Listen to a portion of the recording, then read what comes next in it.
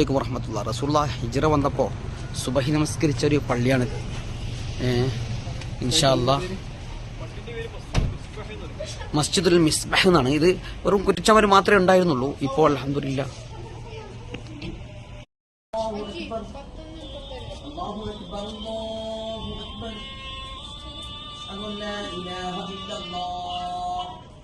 أشهد أن لا إله إلا الله أشهد أن محمدا رسول الله أشهد أن محمدا رسول الله حي على الصلاة حي على الصلاة حي على الفلاح حي على الفلاح الله أكبر الله أكبر لا إله إلا الله